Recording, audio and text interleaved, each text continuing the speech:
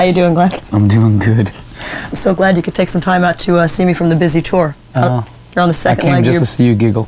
Giggle? You've heard about my giggle? Mm. What was the first concert you ever went to? Black Sabbath. That's so cool. With Ozzy Osbourne. I was about this tall, me and my friend, and it was totally oversold, and the crowd was just, like, we were waiting to get in line with so many people, and it was going back and forth. All the people, I thought we were going to tramp because we were just these little kids, so everybody's about this big, and we were like, it was really funny. Where was it? It was somewhere in Jersey. I forgot. What do you hope that people that see Danzig as their first concert remember?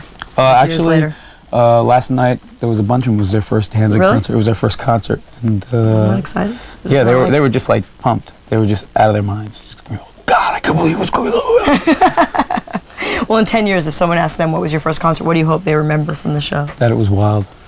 Blew their minds. Yeah, pretty much changed their life. Wow. With all this footage, you had 4 cameras set up in Irvine, all the European footage, and then eventually it became the Mother video, which it really irritated me because they never gave me a big budget to do anything. I did this like for a quarter of a budget that this other person had put in a bid for, and it was the same thing with any of the other videos I directed, and it turns out the only 2 that really ever got played on your station were ones I directed for like no money. Right. And then this one, you know, was done again for really no money, and it got the most airplay ever. All the comic shops. Yeah. So this is one of them. But these guys carry a lot of the erotic line? Yes. Why don't you tell me a little bit about the stuff that's out? It's very adult in nature. A little sexy, isn't it? Sexy, violent. We have a erotic horror line that self-explanatory. Sure. It's erotic horror. Sometimes it's horrific, sometimes it's erotic, sometimes it's both. And it's very graphic. So you'll probably never see it on MTV. Right. Okay. Does your mom read? Does your mom read a lot of it? I don't know. I'll see. I'm sure. She'll probably look at it and go, heck, Glenn.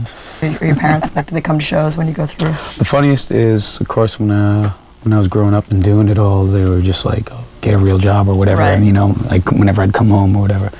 But, you know, recently I wrote a song for Johnny Cash. And so my dad was very happy, and I got him a signed autographed picture from Johnny and his wife, June, and he was just like... You finally made it, son. Yeah, Gee, I'm glad you're in a band. You know. Just keep singing about Satan. Yeah. Coming up, we got a new one from Filter and an old one from 9 Inch Nails. So don't move.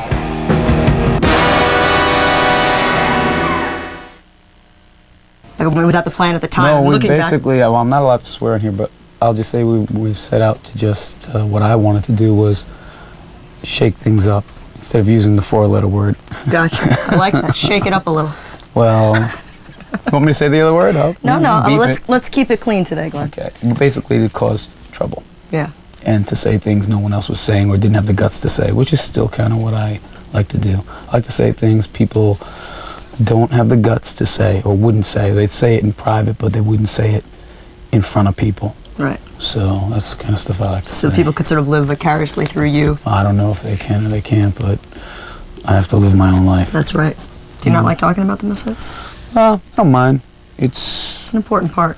It was a starting... yeah, you know what? What's really funny is now people like Rolling Stone or Circus, all these people want to talk about that stuff, and I'm like, you know, you should have talked to all of us bands back when it was really important, and you thought it wasn't important, and now you've seen the impact it's had on music, especially bands like us, Bauhaus, tons of bands, Minor Threat, Black Flag. Now they want to talk about it, and you know what? Their business is reporting on music, and they should have did it back then when it was news. They missed the ball. Exactly. Missed the boat, so to speak. So now... But like, I don't know, the Misfits, not to like kiss your ass in any way, but it's like, the Misfits still totally stand up. Like, I mean, me and my friends will sit around and still listen to Misfits records, and it still holds up. It's a testament to, you know, just instead of writing for money, writing for music. And all that that's why the Velvet Underground stands up, and, you know, Bauhaus, which happens to be one of my favorite bands, that stuff, to me, still stands up. I can listen to that stuff forever. Show me how the gods kill love. On the way, we've got one from Sugar Ray, the Sex Pistols, and details on how you can enter Superock's Warm Up the Zombie contest. So stick around. Creative, input that goes into each video? Is that your vision and you work with directors, or how does the process sort of come to be? I'll pick a director, or Rick will call me up, Rick Rubin. He'll say, you should see this director's reel, or you see this guy's work, it's pretty wild. I think you should do this song or that song, and we'll talk about it. As far as the Cant Speak video, the idea for the black contacts and the ring light was mine. Those are like full eye contacts, are very uncomfortable. Wow. And then both Rick and I were into a lot of political stuff, chose the people who would appear in the back, like Farrakhan. And a lot of people don't even know who Farrakhan is. Like, not cheaper, but like a little more thought conscious of sinking. I've always been thought conscious about that kind of stuff. When we did Cant Speak and I saw the budget that it came in at, I was pretty pissed off because I didn't think it warranted it. Although I liked the video, I thought it could have been done cheaper. Yeah. And then the new one was done on a much smaller budget, and I like it more than Cant Speak, so that's short. I go for that short sort of 40s this one's look. good. Well, this one broke the other night, but even with this one takes someone's eyeball out with this. That's pretty It goes in like a spoon, it just takes it right out. I'm so scary. I'm scared now. I'm scared. Teaching you how to defend yourself. Oh, that's right. Against Ricky, you're gonna come on the Ricky, show and I know. attack you. Where's my show? I want my show back. The opening bands are usually working out. What goes on the road? How do you stay in such good shape? Sleeping. Sleeping? No, it's hard to find a gym on the road, and then if you're not totally wiped from the night before, from the show. Right. Well, that's a workout. Well, you get dehydrated, and especially wearing stuff like this. That's a nice rubber I used to have blouse. a worse one. It was like a fight every night between me and the shirt. Who was going to win? Because it was long sleeve, and I mean, if I just picked my arm up, water would just drain out. So again, if you have the energy to go and do a workout, then you have to find a place to work out and get there, and then sometimes you have radio interviews, or you have to talk to people like yourself. Like myself today here at St. Mark's That's Comics. right. Who do you consider your peers musically? I mean, because you kind of said before that you're sort of in a genre of your own. Who do you... I can just tell you the kind of stuff I listened to when I was growing up. And that was Above and Underground, New York Dolls. I had two older brothers, so I heard everything from Blue Cheer to The Doors. I listened to a lot of blues growing up. I had been in a few bands. Black Sabbath, of course, the early Black Sabbath. Gotta love Black which is Sabbath. pretty much a lot of people listen to that. And Alice Cooper, early Alice Cooper, and so many other bands. Yeah. There's just so many. Do you like any new bands at this point? I mean, besides the ones you have on tour, like as far as like stuff maybe we wouldn't expect you to listen to, like do you? I like a new PJ Harvey record. On tour, we're opening for Danzig right now. Korn, very heavy, young band, it's good, and Marilyn Manson is one of my favorite bands. Yeah. So we try to take out bands that not only I like, but who I think are effing things up, and Right. a lot of people are scared to take out. We've taken out Jenna Torturers. We took out Zombie a long time ago. We did a double tour with us in Soundgarden back on the second record. We like to take out bands that, Yeah.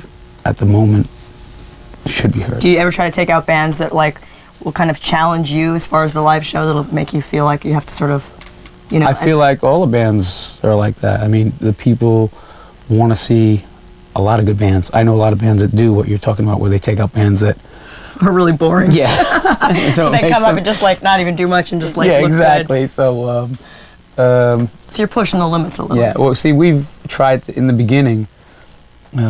We tried to get on a lot of tours, but no one would let us on the tours. If I had a band, I would have took you. No, I wish, because they just didn't. They didn't want the competition, and it shouldn't be competition. It should just be a great show. Everybody's there playing great music, but unfortunately, a lot of the older bands feel like it's a competition, or they feel like they feel threatened, or they feel like they have to, they're on the run, or it's only about playing a great show and giving people their money's worth. Exactly. Okay, before you were in a position to take bands out like Marilyn Manson and Korn, you were opening for certain people. Like, what was the? No, we never got Slayer. I saw you open for Slayer. Slayer. I was just gonna say Slayer's the only band who ever gave us a shot. Really? To open for them. Before the album was released, we did 4 shows across the country with them. You still dress up for Halloween? Would you be psyched if kids were, if someone told you that a lot of kids in their town dressed up as Glenn Danzig for Halloween? Would you be proud of that? I see them all the time. Oh, you do? They come to my shows. Not even Halloween. Every night of the year, though. It was really funny. The first Danzig show was down in New Jersey at this old gig, Trend City Gardens. City Gardens, so been there many times. Yeah. Me and Erie walk in, and there's two guys dressed up as me and Erie from Sandman, standing there, like, trying to get people to, like, get them to think that they were me and Erie. It was hilarious. And he goes, Glenn, you gotta come over here. And so we went over, and it was a friend of ours, Bill, with us, and we looked, and it was just like, I can't believe it. I mean, they had everything, like skull gloves, and I mean, it's silly. It was hilarious. It was pretty flattering. It was comical. We got pictures of him and everything. Oh, you did? Oh, Erie went up and said, oh, man, are you Erie Von? Can I have your autograph? And the guy goes, yeah. But didn't he know it was Erie? He didn't know. It was funny. He was totally posing. Yeah. As a guy that's been around for a long time like yourself, what's more important to you, keeping an old fan or making a new fan? Both. Is there a successful way to do that? Yeah. Just do what you always do. Keeping it real? Yeah. So if anyone doesn't like something you do, like next record, for whatever reason, you always have to stay true to yourself.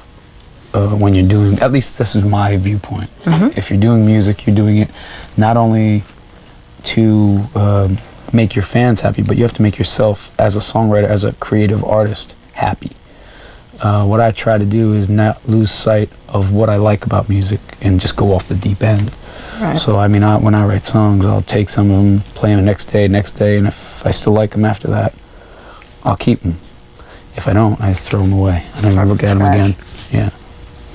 So, normally what happens is, like with the success of Mother, people say, oh, you guys sold out. The song is 7 years old. Do you know what I mean? Yeah. So all of a sudden they don't like you, and it happens with a lot of bands. It's not you've changed. It's that because now you're more popular, you're not their little personal band anymore. Right, of course. And a lot of bands, will move up to a bigger venue, and people don't want to go see them there. They want to see them in a club atmosphere, and that's really what it's about. Right. It's that they're not going to be able to see you in a club atmosphere. We still play lots of small theaters, so it's still pretty intimate. Is it totally weird when you, I don't know, like when you walk into a store and you see like, like a Misfit single for like $400, like, how does You know what I don't like? When I see kids come to the show with a bootleg that they paid $100 or $200 for, and they think it's the real thing. Right. And that's a shame, because it only costs somebody like $2 or $3 to press it. Right. So it's just a rip. So is there any way? I mean, do you try We're to working control on the getting bootleg this situation? Or? We've popped a few people, but it's just so hard. I think he's going to be doing something with you. We're going to do Alphabet of Murder Part 2, and he'll be doing some drawings for that. And again, I've told Rob, I love your stuff, so whatever you want to do, you just tell me and bring me the project, and we'll do it. Yeah. So are you working with a lot of people that you've respect and sort of letting them do what they want to do, as opposed to the confines of like a normal company? Yeah, there is no censorship in our company at all. If you want to draw someone getting ripped open, you can do it. If you want to swear in the comic, you can swear. Whatever you want, you're allowed to do. Never seen that before. Nobody's seen this for 100 years.